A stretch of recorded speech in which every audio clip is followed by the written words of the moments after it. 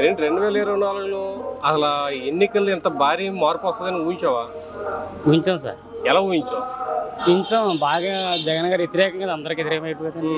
అంటే సంక్షేమ పథకాలు పెట్టి నాకు సంక్షేమ పథకాలే 175 స్థానాలు తీసుకొస్తాయి అన్నారు కదా. ఆ సంక్షేమ పథకాలు ఎంత ఓడించి అని చెప్పి జనాలు కొంతమంది అంటున్నారు. సంక్షేమ పథకాలు ఎవరికి అందినాయండి? ఎవరికైనా చెప్పండి. అసలు అందరికి కులం చూడండి, మతం చూడండి, అందరికి వేసాను అన్నారుగా. మరి సంక్షేమ పథకం చూసుకుంటే మరి గ్రామ అభివృద్ధులు ఏమైపోతాయండి? గ్రామ అభివృద్ధులు రైతులకి ఏం చేశారండి ఆయన? చెప్పండి పోనీ. ఏం చేయరు చెప్పండి. ఆయన ఏం చేయలేదంట. ఏమీ చేయలేదు.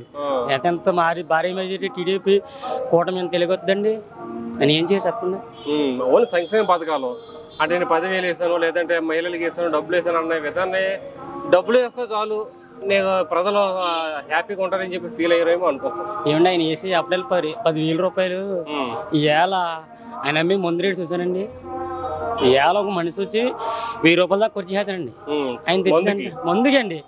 అది కల్తీ మందు మీకు తెలుసు కదండి. అది ఆ కల్తీ మందు సొంత బ్రాండ్లు అండి. అదే చంద్రబాబు గారు ఉన్నప్పుడు ఇప్పుడు మందు బావుల వల్ల కొంత చాలా వ్యతిరేకత వచ్చింది అనుకోవచ్చా?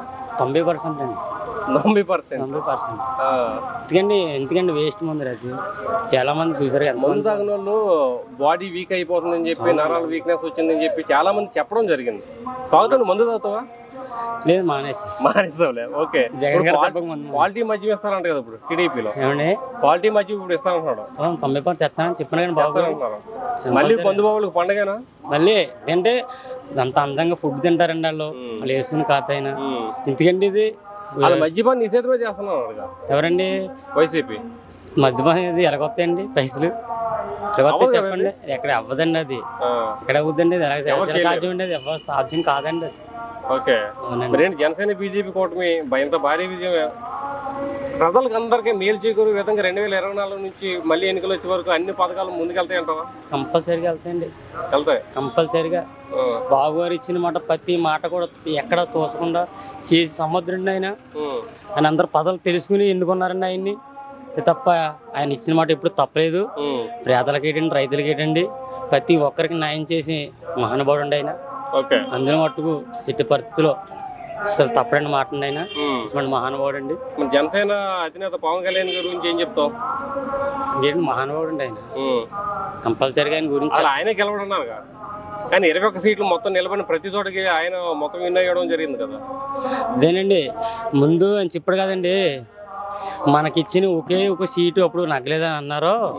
అందుకని మీరు నిరాశ పొందకండి. నాకు ఇచ్చిన సీట్లు మన కూటమి గెలిచి మన సత్తైడ్ చూపిస్తున్నాను ఎలా శబ్దం చేయరండి. పవన్ కళ్యాణ్ శబ్దం చేశారు కదండి. ఎలా మిమ్మల్ని ఓడించేదాకా నేను నా పేరు పవన్ కళ్యాణ్ కాదు, మిమ్మల్ని తొంగతో పక్కపోతే నా పార్టీ జనసేన కాదు, దానికి రెట్టు పసలు చూపించారండి. ఎలా చూపించారు కదా సార్, దానికి రెట్టు పసలు దానికి గుణపాఠం చెప్పారండి. ఇలా ఓకే. అంటే ప్రజలు చాలా తెలివైన అండి. కంపల్సరీగా అవునండి. ప్రజలు తెలుసండి. అదండి.